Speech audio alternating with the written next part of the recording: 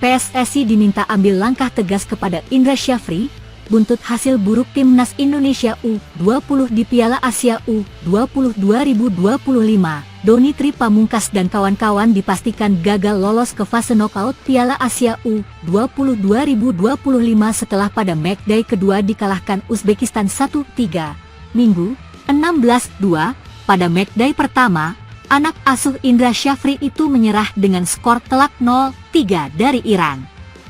Dua kekalahan itu membuat tiket ke Piala Dunia U20 2025 pun sirna. Di sosial media mulai muncul nama yang dianggap publik layak menggantikan Indra Syafri.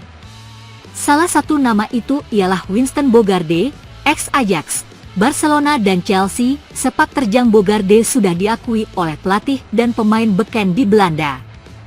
Erik ten Hag, ex-pelatih Manchester United, pernah menjadikannya sebagai asisten di Ajax. Ten Hag punya alasan khusus mengapa Bogarde diangkat jadi asisten. Ten Hag menyebut Bogarde sosok pelatih yang punya mentalitas pemenang, tangguh dan tegas. Bogarde yang juga mantan rekan Michael Reiziger itu saat jadi pemain dikenal sebagai bek yang ditakuti lawan-lawannya. Bogarde dikenal karena penampilan fisiknya yang tangguh dan angkuh bak karakter sosok dalam serial TV Yatim, ulas media Belanda, The Volkskrant. Karakter ini terus ada di diri Bogarde saat menjadi pelatih. Bek Manchester United, Matthijs de Ligt, mantan anak asuhnya, mengakui hal tersebut. The Light menyebut bahwa Bogarde ialah pelatih dengan gaya komunikasi blak-blakan. The Light mengaku awalnya cukup kesulitan dengan gaya Bogarde, namun hal tersebut justru membantu penampilannya di lapangan. Ex-back Tottenham Toby Alderweireld mengatakan Bogarde akan berteriak kepada anak asuhnya jika mereka tidak mengikuti instruksinya. Dia akan berteriak dan mempermalukan Anda di depan tim jika tidak mengikuti instruksinya. Itu melelahkan dan menantang, namun pada titik tertentu saya berpikir, hei, ini keuntungan sebagai pemain muda, kata mantan anak asuh Bogarde di Ajax. Back Newcastle United, Sven Botman menyebut Bogarde sebagai pelatih yang melatih mental pemain muda. Botman mengaku kerap dimarahi Bogarde saat masih dilatihnya di Ajax. Awalnya aku mengira dia akan membenciku. Tapi dia ingin membuat kita menjadi lebih tangguh secara mental, puji Botman kepada Bogarde. Ada kemungkinan kehadiran Alex Pastoor di Timnas Indonesia hanya berjalan singkat. Kemungkinan ini tidak terlepas dari komentar sang pelatih setelah dilepas Almere City. Saat ditunjuk menjadi salah satu asisten pelatih Patrick Kluivert di skuad Garuda, Alex berstatus tanpa klub karena dilepas oleh Almere City pada Juni 2024. Saat berada di fase menganggur itu, Pastoor sempat berujar jika dirinya hanya akan menerima pekerjaan sebagai pelatih untuk jangka pendek, bahkan tidak lebih dari 1 tahun. Jika saya melatih di suatu tempat, hal itu tidak akan lebih dari 1 tahun, kata Pastoor dilansir NOS. Pernyataan ini menguatkan kemungkinan jika pelatih 58 tahun itu mau menerima tawaran menjadi asisten pelatih Timnas Indonesia karena target jangka pendek yaitu kualifikasi Piala Dunia 2026. Timnas Indonesia tinggal menyisakan 4 laga di ronde 3 kualifikasi Piala Dunia 2026 zona Asia. Jika setidaknya finish di sebagai runner-up, Indonesia lolos otomatis ke Piala Dunia 2026. Jika gagal lolos otomatis dan finish di antara peringkat ketiga atau keempat, Pastoor kemungkinan masih akan bersama Timnas Indonesia karena melanjutkan perjuangan di ronde keempat mulai Oktober 2025. Seandainya Timnas Indonesia juga masih belum lolos langsung ke putaran final Piala Dunia 2026 dan harus melewati ronde kelima, maka Pastoor juga masih mungkin menjabat karena pertandingan di ronde ini berlangsung pada November 2025. Akan tetapi, jika semua skenario itu tidak terwujud karena Timnas Indonesia tersingkir di ronde ketiga, maka besar kemungkinan Alex Pastoor juga pergi. Lagi pula, Alex Pastoor punya niat untuk melakukan hal lain di dunia kepelatihan dan sepak bola. Bisa jadi, setelah nantinya tidak melatih lagi, ada banyak hal yang bisa aku lakukan. Jika memungkinkan, akan memberikan ruang untuk diriku sendiri mencoba hal-hal lain di luar sepak bola, jelasnya. Sebanyak 100 personel keamanan dari Kepolisian Resor Kota Bandara Soekarno-Hatta Polda Metro Jaya telah dipersiapkan guna memastikan kelancaran kedatangan mega bintang sepak bola, Cristiano Ronaldo, ke Jakarta. Kapolresta Bandara Soekarno-Hatta, Komisaris Besar Polisi Ronald Sipayung, mengungkapkan bahwa langkah ini diambil untuk mendukung perjalanan sang atlet dalam menjalankan misi kemanusiaan di Kupang, Nusa Tenggara Timur. Pihak Kepolisian Bandara Soekarno-Hatta telah menyiapkan 100 personel untuk pengamanan, hal itu apabila Cristiano Ronaldo melalui Bandara Suta. Katanya, meskipun belum dapat dipastikan apakah pesawat yang membawa Ronaldo akan mendarat di Bandara Internasional Soekarno-Hatta, persiapan pengamanan tetap dilakukan secara maksimal.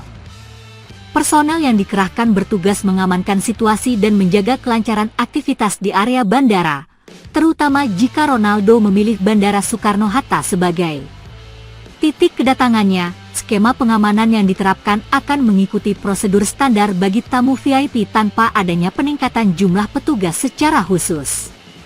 Berdasarkan perkiraan jadwal, pemain asal Portugal tersebut diprediksi tiba di Indonesia dengan menggunakan jet pribadi pada Selasa 18 Februari pagi, melalui salah satu dari dua opsi bandara, yakni Bandara Halim Perdana Kusuma atau Bandara Internasional Soekarno-Hatta. Selanjutnya, pada Rabu 19 Februari pagi, ia dijadwalkan melanjutkan perjalanan menuju Kupang untuk melaksanakan agenda kemanusiaannya. Kapolresta juga mengajak masyarakat, khususnya pengguna jasa penerbangan, untuk menjaga ketertiban dan keamanan saat kedatangan Ronaldo di bandara.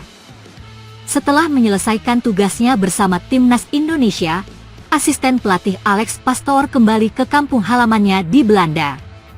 Namun, alih-alih beristirahat, ia justru langsung disibukkan dengan aktivitas lain yang masih berkaitan dengan dunia sepak bola. Mantan pelatih Almere City FC itu terlibat dalam analisis pertandingan Liga Eropa yang mempertemukan AS Alkmaar dengan Galatasaray pada Jumat, 14 Februari 2025. Dini hari waktu Indonesia Barat, kehadirannya sebagai pandit dalam laga tersebut menjadi bukti bahwa perannya di dunia sepak bola tidak terbatas hanya sebagai pelatih. Melalui akun Instagram pribadinya, Alex Pastoor membagikan momen saat dirinya berada di AFA Stadion, markas AS Alkmaar.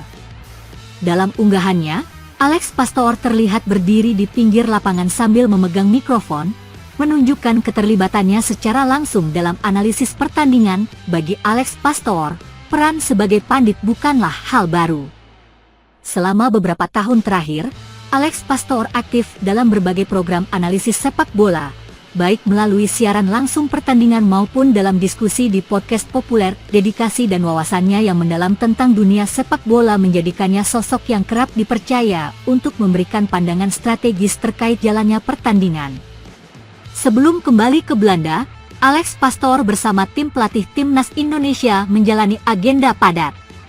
Mereka melakukan kunjungan ke berbagai daerah untuk menyaksikan pertandingan di berbagai level kompetisi sepak bola Indonesia. Salah satu laga yang mereka saksikan adalah pertandingan antara Persija Jakarta melawan PSBS Biak di Bekasi.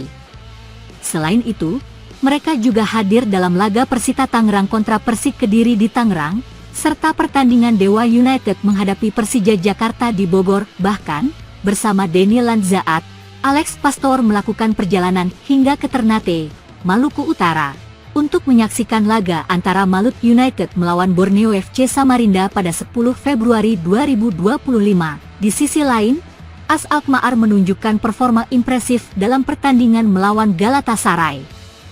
Klub asal Belanda tersebut meraih kemenangan meyakinkan dengan skor 4-1 atas tim raksasa Turki. AS Alkmaar membuka keunggulan melalui gol Sven Misnans di menit ke-12, yang kemudian disusul oleh gol dari Troy Parrott pada menit ke-37. Jordi Klasi menambah keunggulan di menit ke-57.